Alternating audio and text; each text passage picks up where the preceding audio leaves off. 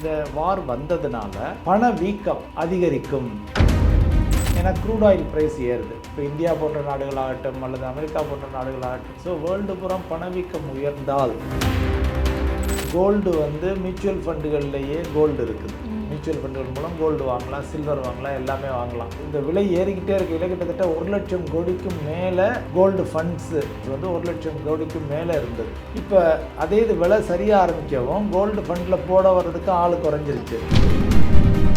ஒரு பெர்மனண்ட் அலோகேஷனாக நம்ம கோல்டுக்கு வச்சுக்கலாம். ஒரு மாதம் என்கிட்ட ஒரு 10,000 ரூபா மிச்சம் இருக்குது என்னுடைய சம்பாத்தியத்தில் செலவு போக. அப்போது நான் ஒரு 1000 ரூபாயோ 1500 ரூபாயோ கோல்டுக்காக ஒதுக்கலாம். மீதி ஒரு 3000 ரூபா சேவிங்ஸு, பாண்ட்ஸு, டெட் மியூச்சுவல் ஃபண்டுக்காக ஒதுக்கலாம். மீதி ஒரு 5000 ரூபாயை நான் ஈக்விட்டி மியூச்சுவல் ஃபண்டுகளில் நீண்ட கால நோக்குக்கு போடலாம். ஸோ இது மாதிரி அலோகேஷன் பண்ணிட்டோம்னா நமக்கு பிரச்சனை பெருவாரியாக இருக்காது. பொருளாதார நியதிப்படி இவ்வளவு ஜிவ்வுன்னு ஏறினது ஒரு 33%, 35% இறங்கணும். ஸோ இந்த ஒரு 15,000லேருந்து 10,000த்துக்காவது வரணும். எப்போ வருது, எப்படி வருதுன்னு தான் நமக்கு தெரியல. நம்ம இப்போ கோல்டில் இன்வெஸ்ட் பண்ணுறோன்னா எது right time to invest in gold?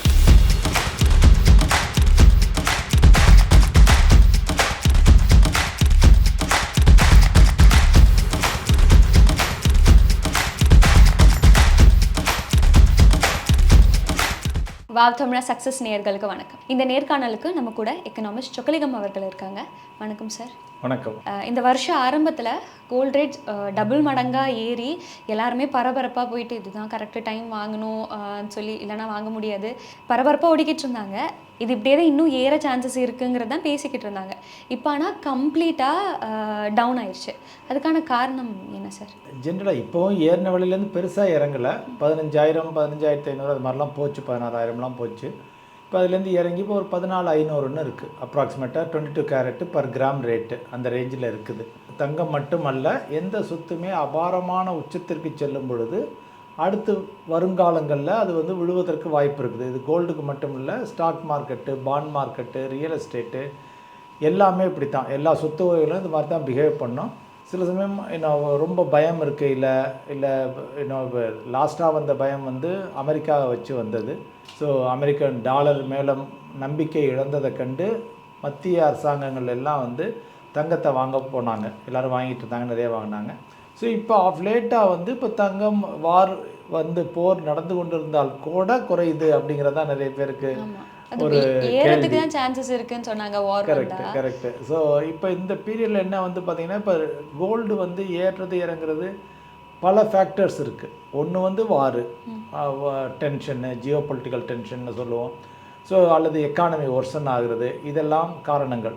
But அது தவிரவும் காரணங்கள் இருக்கிறது. இப்போ என்னென்னா, இந்த வார் வந்ததுனால பணவீக்கம் அதிகரிக்கும். ஏன்னா க்ரூட் ஆயில் ப்ரைஸ் ஏறுது. இப்போ இந்தியா போன்ற நாடுகளாகட்டும் அல்லது அமெரிக்கா போன்ற நாடுகளாகட்டும், இது வேர்ல்டு பூரா கமோடிட்டி மார்க்கெட்டுங்கிறது வேர்ல்டு மார்க்கெட்டு. ஸோ வேர்ல்டு பூரா பணவீக்கம் உயர்ந்தால் அப்போ பாண்டு அட்ராக்டிவ் ஆகிடும். ஏன்னா அது இன்ட்ரெஸ்ட் கொடுக்குது. தங்கம் வட்டி கொடுக்கறதில்ல, வருமானம் கொடுக்கறதில்ல. வேறஸ் பாண்டு வருமானம் கொடுக்கும். ஸோ பாண்டில் இன்ட்ரெஸ்ட் ரேட்டு குறைவாக இருக்கையில் மக்கள் தங்கத்தை வாங்குவாங்க. பாண்டில் இன்ட்ரெஸ்ட் ரேட் அதிகமாக போகுது அப்படின்னு ஒரு எதிர்பார்ப்பு வரையில் தங்கத்தை விற்றுட்டு பாண்டை வாங்குவாங்க. ஸோ அது ஒரு முக்கிய காரணமாக நம்ம சொல்லலாம். அதற்கு அடுத்தாற்போல் டாலர் எப்போவெல்லாம் ஸ்ட்ரென்த் ஆகுதோ அப்போவெல்லாம் தங்கத்தினுடைய விலையில் வீழ்ச்சி காணும் தங்கம். ஏன்னா இப்போ அதை வாங்குறவங்களுக்கு இப்போ டாலரை கொடுத்து வாங்குறவங்களுக்கு அது காஸ்ட்லி ஆகிடுது. இப்போ நம்ம இந்தியா போன்ற நாடுகளுக்கெல்லாம் அது காஸ்ட்லி ஆகிடுது. ஸோ அப்படிங்கையில் அப்போ அந்த டிமாண்டு குறையுது. ஸோ அதனால் தங்கம் விலையில் வீழ்ச்சி அடைகிறது. மூன்றாவது காரணமாக நம்ம சொல்லணும் அப்படின்னு பார்த்திங்கன்னா, ப்ராஃபிட் புக்கிங்னு சொல்லுவோம். எல்லாமே அது ரியல் எஸ்டேட் சொத்து ஏறினாலும் சரி, ஸ்டாக் மார்க்கெட் ஏறினாலும் சரி, எல்லோரும் ஏன்னா ஐயோ இவ்வளவு ஏறிடுச்சே அப்படின்னு சொல்லிட்டு கொஞ்சம் பேர் விற்க போவாங்க. ஸோ அதுவும் ஒரு காரணமாக இருக்கலாம். ஸோ இது மாதிரி ஒரு மல்டிபிள் ரீசன்ஸ்னால தான் உங்களுக்கு கோல்டு ஒரு தயக்க நிலையில் இருக்குது. பட் முக்கிய காரணம் அப்படின்னு நம்ம சொல்லணும்னா, மத்திய அரசாங்கங்கள் வாங்குவதை குறைத்திருக்கலாம். ஏன்னா அவங்க தான் ப்ரைஸை ட்ரைவ் பண்ணாங்க, ரீட்டைல் இன்வெஸ்டர்ஸ் இல்லை.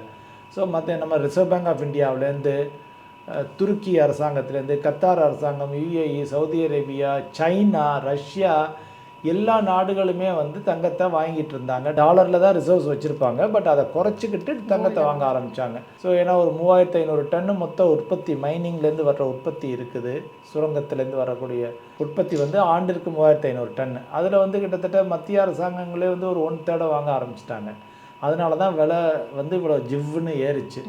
இப்போ அவங்க கொஞ்சம் ஸ்லோ டவுன் பண்ணியிருக்கலாம் அப்படிங்கிறது தான் ஒரு கருத்து. ஸோ அவங்க ஸ்லோ டவுன் பண்ணாங்கன்னா ப்ரைஸ் வந்து மோரார்லெஸ் ஸ்டாட்டிக்காக இருக்குது, அதில் ஸ்லைட்லி நெகட்டிவாக இருக்குது. These are all the major reasons. அப்போ இந்த கவர்மெண்ட் சைடில் இருந்து பல கண்ட்ரீஸோட கவர்மெண்ட் வாங்கும்போது அது கவர்மெண்ட்டை மேஜர் இதில் பாதிக்குமா சார் கோல்டோட ரேட் கம்மியாகும்போது? அவங்களுடைய சொத்தின் மதிப்பு குறையும். பட் எனிவே அவங்க வாங்கி வச்சுருக்கிறது ஒரு போர்ஷனை தான். இப்போ இந்திய அரசாங்கம் ரிசர்வ் பேங்க் ஆஃப் இந்தியா பார்த்தீங்கன்னா அவங்க வந்து ஒரு எக்ஸாம்பிளுக்கு 100% அவங்க ரிசர்வ்ஸ்னால் அதில் 17% கோல்டாக வச்சுருக்காங்க. மீதி 83% இன்னும் டாலர் ரிசர்வ்ஸாக தான் இருக்குது. ஸோ அதனால் ஓவரால் அவங்களுக்கு பார்க்கல அந்த இம்பேக்ட் பெருசாக தெரியாது. பட் எனிவே இன் ஜென்ரல் சொல்லணும்னா லாங் டேர்மில் வந்து அமெரிக்கா மீது உள்ள நம்பிக்கை வந்து பல அரசாங்கங்களுக்கு குறைந்து கொண்டு வருகிறது. அப்படி குறைந்து கொண்டு வரையில் தங்கத்தில் ஒரு போர்ஷன் அட்லீஸ்ட் இங்கேருந்து விலை ஏராட்டிக்கூட ஒரு ஸ்டாட்டிக்காக இருக்கும் அப்படின்னு நினைக்கிறாங்க. ஆனால் நியதிப்படி பொருளாதார நியதிப்படி இவ்வளோ ஜிவ்வுன்னு ஏறினது ஒரு 33% 35% இறங்கணும். ஸோ இந்த ஒரு 15,000 10,000 வரணும். இது எப்போ வருது எப்படி வருதுன்னு தான் நமக்கு தெரியாது. இப்போ நம்ம நார்மல் மக்களோடது பார்த்தீங்கன்னா இந்த ஏறின டைமில் எல்லாருமே போய் இது இப்போ தான் வாங்கி வைக்கணும், இப்போ வாங்கி வைக்கலைன்னா அவ்வளோதாங்கிற மாதிரி ஒரு மைண்ட் செட் இருந்துச்சுல்ல சார். அப்போது அந்த டைமில் அவங்களோட மைண்ட் செட் அப்படி தான் எப்படி ஒர்க் ஆகணும்னு நீங்கள் நினைக்கிறீங்க? இப்போ கம்மியான உடனே இன்னொரு சைட் ஆஃப் டென்ஷன்ஸ் அவங்க மனசில் இருக்கும்ல. ஸோ எப்படி இந்த கோல்டு ரேட் லைக் ரைஸ் ஆகிறதும் டவுன் ஆகிறதும் அவங்க ஹேண்டில் பண்ணலாம்னு நினைக்கிறீங்க? ஜென்ரலாக வந்து பார்த்தீங்கன்னா மனித இயல்பு நம்ம இமோஷன்ஸ் வந்து என்னென்னு வந்து பார்த்தீங்கன்னா எது விலை ஏறிக்கிட்டே இருக்கோ அதை ஓடி போய் வாங்க ஆசைப்படுவோம். ஒன்ஸ் விலை இறங்க ஆரம்பித்தோன்னா மக்கள் அப்படியே ஸ்லோவாகிடுவாங்க. இப்போ உதாரணத்துக்கு கோல்டு வந்து மியூச்சுவல் ஃபண்டுகள்லேயே கோல்டு இருக்குது. மியூச்சுவல் ஃபண்டுகள் மூலம் கோல்டு வாங்கலாம், சில்வர் வாங்கலாம், எல்லாமே வாங்கலாம்.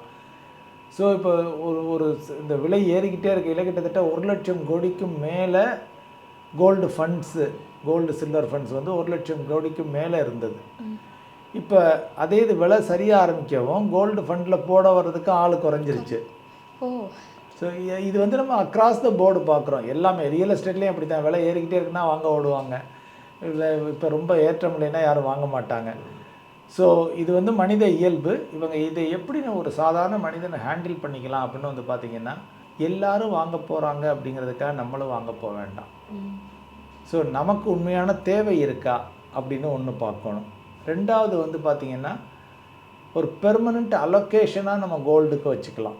இப்போ நான் வந்து எனக்கு மாதம் என்கிட்ட ஒரு 10,000 மிச்சம் இருக்குது என்னுடைய சம்பாத்தியத்தில் செலவு போக. அப்போது வந்து நான் ஒரு 1,000 ரூபாயோ 1,500 கோல்டுக்காக ஒதுக்கலாம். மீதி ஒரு 3,000 ரூபா வந்து சேவிங்ஸு, பாண்ட்ஸு, டெட் மியூச்சுவல் ஃபண்டுக்காக ஒதுக்கலாம். மீதி ஒரு 5,000 ரூபாயை வந்து நான் ஈக்விட்டி மியூச்சுவல் ஃபண்டுகளில் நீண்ட கால நோக்குக்கு போடலாம். ஸோ இது மாதிரி அலோகேஷன் பண்ணிட்டோம்னா, ஒதுக்கீடு பண்ணிட்டோம்னா நமக்கு வந்து பிரச்சனை பெருவாரியாக இருக்காது. ஏன்னா நம்ம எந்நேரம் ஒரே மைண்ட் செட்டில் இருப்போம். விலை ஏறினாலும் சரி இறங்கினாலும் சரி நான் மாதம் 2,000 போடுறேன், 5,000 போடுறேன், what ever maybe the amount அவங்க வசதிக்கு ஏற்ப அது ஒரு ஃபிக்ஸ்டு அமௌண்ட்டாக வச்சு எந்நேரமும் தங்கத்திலேயே முதலீடு செய்து கொண்டு இருக்கலாம். அந்த ஃபிக்ஸ்டு அமௌண்ட்டை அது யூஸ்வலாக அந்த பர்சன்டேஜ் சொல்கிறது வந்து நம்ம 5% சொல்லுவோம். மேபி நம்ம இந்தியர்கள் ரொம்ப ஆசைப்பட்டாங்கன்னா 10% 15% வச்சுக்கலாம். அதுக்கு மேலே சொத்தில் வந்து கோல்டுக்கு அதுக்கு மேலே அலோகேஷன் இன் ஜென்ரல் தேவையில்லை.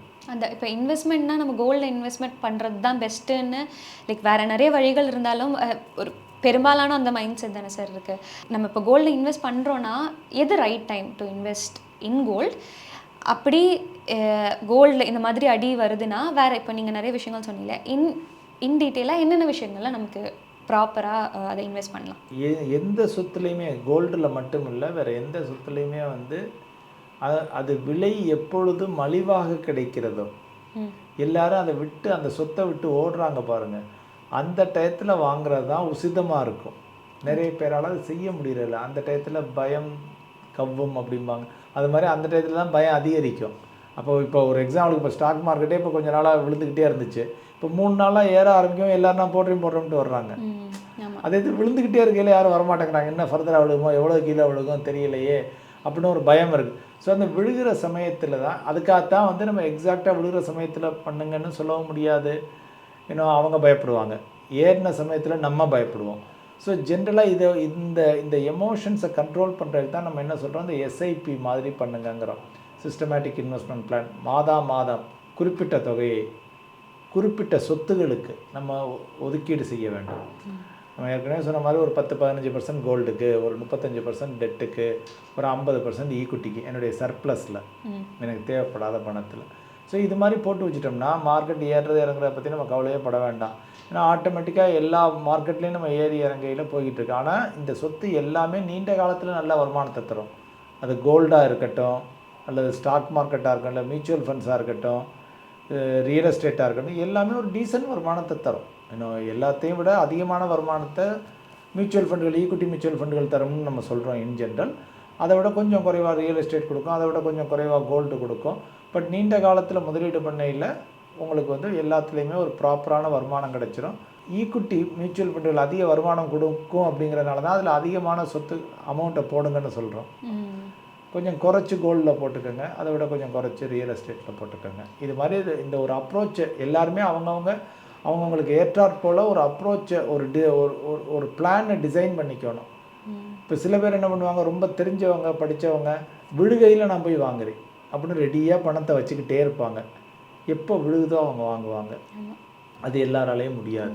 இப்போ ரீசெண்டாக எல்லாருமே பேசிக்கிட்டு இருக்கிறது போஸ்ட் ஆஃபீஸ் ஸ்கீம்ஸ்னு ஒன்று வந்திருக்குல்ல சார், அதுதான் பெஸ்ட். அதாவது கோல்டை விட மியூச்சுவல் ஃபண்ட்ஸை விட இதில் பண்ணுறது தான் பெஸ்ட்டுன்னு ஒரு குரூப் ஆஃப் பீப்புள் சொல்கிறாங்க. அது ஆக்சுவலி என்ன, அதில் இன்வெஸ்ட் பண்ணுறது லைக் நல்லது, அது டீட்டெயிலாக சொல்ல முடியும்? சில போஸ்ட் ஆஃபீஸில் பல ஸ்கீம்ஸ் இருக்குது. ஆர்டி இருக்குது, ரெக்கரிங் டெபாசிட் இருக்குது, டைம் டெபாசிட் இருக்குது, முதியோர்களுக்கு சீனியர் சிட்டிசன் ஸ்கீம்ஸ்ன்னு இருக்குது, மந்த்லி இன்கம் பிளான் இருக்குது, பல இது இருக்குது. பட் இன்றைக்கி ஒரு யங்ஸ்டர் வந்து அவர் எனக்கு க்ரோத் ஓரியன்டாக வேணும் அப்படின்னா ப்ராபப்ளி போஸ்ட் ஆஃபீஸ் சைடு போக வேண்டாம். ஓகே. அதே இது ஒரு சீனியர் சிட்டிசன் வந்து எனக்கு வங்கி ஃபிக்ஸட் டெபாசிட்டை விட சற்று அதிகமான வருமானம் வேணும் அப்படின்னு யோசிச்சாங்கன்னா தாராளமாக சீனியர் சிட்டிசன் சேவிங்ஸ் ஸ்கீமுக்கு போய்க்கலாம். அல்லது ஒரு கிராமத்தில் ஒன்றும் தெரியாமல் இருக்காங்க, அவங்களுக்கு அங்கே ஒரு போஸ்ட் ஆஃபீஸ் இருக்குது, அவங்க வந்து நான் மாதம் ஒரு 100 ரூபா கட்டணும், அல்லது மாதம் ஒரு 500-1000 ரூபா கட்டணும், எனக்கு சேஃபாக வேணும்னு நினைக்கிறாங்கன்னா அவங்க 5 வருஷம் போஸ்டல் ஆர்டியில் போட்டுக்கலாம், தப்பு இல்லை. ஸோ யாரை பொறுத்துன்னு தான். ஆனால் இன்றைக்கி இது எல்லாத்துலேயும் ஜென்ரலாக பாப்புலரான ஸ்கீமுங்கிறது மியூச்சுவல் ஃபண்டில் எஸ்ஐபி.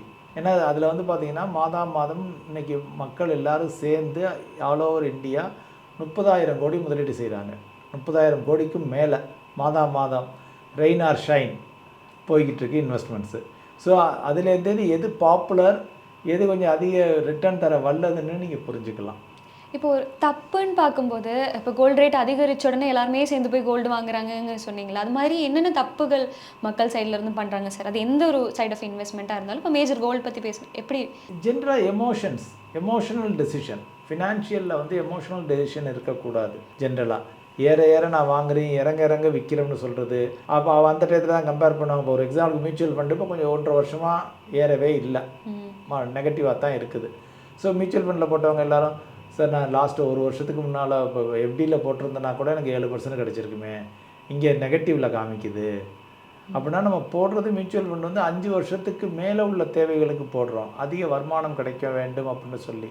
அந்த பீரியடில் தாராளமாக கிடச்சிடும். போட்டுட்டு திரும்பி பார்த்தீங்கன்னா இறங்கத்தான் செய்யும். இப்போ அதே மாதிரி தான் இப்போ சில பேர் என்ன பண்ணுவாங்க, எனக்கு பாண்டில் 12% வேணும் அப்படின்னு போய் 12% பாண்டு இன்ட்ரெஸ்ட் தர மாதிரி போடுவாங்க. அது கம்பெனியே காணா போய் திவாலாகி அசல் வட்டி எல்லாமே கிடைக்காம போயிடும், அசலுக்கே மோசம் வந்துடும். ஸோ அதனால் விவரம் தெரியாமல் ஜென்ரல் அது மாதிரி சில பேர் வந்து ரியல் எஸ்டேட்டில் போய் லாக் ஆகிடுவாங்க. ஜஸ்ட்டு ஜாபுக்கு சேர்ந்துருப்பாங்க, சேர்ந்த உடனே நான் ஃப்ளாட்டை ஒரு 70 லட்ச ரூபாய்க்கு வாங்குகிறேன், நாளைக்கு அவருக்கு வேலை போச்சுன்னா கூட திருப்பி கிடைக்க 6 மாதம் 1 வருஷம். அல்லது அந்த ஃப்ளாட்டை சென்னையில் வாங்கிட்டு வேலை திருப்பி பெங்களூரில் கிடையாச்சுன்னு வைங்க, அங்கே போயிடுச்சுன்னா அதை வாடகைக்கு விடணும், வாடகைக்கு விட்டால் ஒரு ஈல்டு அதில் வராது. ஸோ அது மாதிரியான முடிவுகள் தான் மக்கள் வந்து ஏன்னா ஏப்பா ஃப்ளாட்டை வாங்கினீங்க அப்படின்னு கேட்டோம்னா, இல்லை அப்பா அம்மா கம்பல் பண்ணாங்க, அதுதான் சொத்துன்னாங்க, உடனே வாங்கிட்டு இருந்தாங்க, ஸோ இப்போ எனக்கு வேலை போயிடுச்சுன்னு கஷ்டப்படுறோம். ஸோ இது மாதிரியான முடிவுகள். ஸோ ஜென்ரலாக வந்து இப்போ ஒரு சாதாரண மனிதனுக்கு எல்லாமே தெரிந்திருக்க வேண்டும் என்ற அவசியம் இல்லை. பட் அந்த டயத்தில் தான் ஒரு அட்வைசர் உதவியை எடுத்துக்கிட்டு நான் இது பண்ணுறது சரியா, இது கரெக்டாக, இது தப்பாக, எப்படி போகலாம், என்ன பண்ணலாம் அப்படின்னு கேட்டுட்டு பண்ணையில் ஒரு எக்ஸ்பர்ட் ஹெல்ப் எடுத்துக்கையில் இட் வுட் ஹெல்ப் தான். ஓகே. இப்போ கோல்டு கொஞ்சம் கம்மியானோன்னா வாங்குறது தான் ஒரு ரைட்டானதுன்னு சொன்னீங்களே சார். அப்போது இப்போ கம்மியாயிருக்கு, கொஞ்சம் தான் கம்மியாயிருக்கு. இப்போ வாங்கலாமா இல்லை அது இன்னும் கம்மி ஆகுமா? அதுபடி நம்ம வெயிட் பண்ணலாமா? இல்லை, ஜென்ரலாக இது வந்து தேவைகளை பொறுத்து. சில இப்போ இன்னும் 2 மாதத்தில் கல்யாணம் இருக்குன்னா இப்போ வாங்கத்தான் வேணும். 1 மாதத்தில் பிள்ளை பிறக்க போகுது அப்படின்னா அது பிள்ளைக்கு செயின் போடணும்னா வாங்கத்தான் வேணும். அதில் நோ ஆப்ஷனே கிடையாது. இப்போ நம்ம பேசுகிறது வந்து எனக்கு ஒரு 10 வருஷம் கழிச்சு என்னுடைய பொண்ணுக்கோ பையனுக்கோ நான் தங்கம் கொடுக்கணும் அப்படின்னு விருப்பப்படுறவங்க இன்றைக்கி போய் அவசரப்பட்டு வாங்க வேண்டாம். வெயிட் பண்ணி அது ஜென்ரலாக சொல்லுவோம், செத்த பாம்பு மாதிரி கிடக்கணும் அந்த ப்ரைஸ். அதுதான் ரைட் டைம் டு பை. அதாவது இப்போ நீங்கள் கொஞ்ச நாள் முன்னால் பார்த்தீங்கன்னா 2500 ரூபாயில், நான் சொல்கிற ஒரு 15 வருஷத்துக்கு முன்னால், அப்புறம் ஒரு 5000 ரூபாயில், 4000 5000 அப்படியே கிடந்துச்சு. ஸோ இப்போ அது மாதிரி பீரியட் வந்து குட் டைம், அது அக்யூமுலேஷன் பீரியட்னு சொல்லுவோம். ஜென்ரலாக வந்து தினம் ஒரு 50 ரூபாய் ஏறும், 50 ரூபாய் இறங்கும், பெரிய வித்தியாசம் இருக்காது. எல்லாரும் அதை விட்டுது என்னடா அதில் ஒன்றுமே வருமானமே இல்லைன்னு. ஸோ இப்போ அது மாதிரி டைம் தான் good time. So long term 10 வருஷம் கழிச்சு 15 வருஷம் கழிச்சு தேவைப்படுறவங்க இன்றைக்கி போய் கோல்டை வாங்க வேண்டாம். They can wait. இந்த சைக்கிள் வரும், திருப்பி இந்த அப் சைக்கிள் வந்து டவுன் சைக்கிளாக மாறும். அந்த டவுன் சைக்கிளில் போய் தாராளமாக வாங்கிக்கலாம். ரொம்ப நன்றி. Thank you for sharing your thoughts. Thank you sir.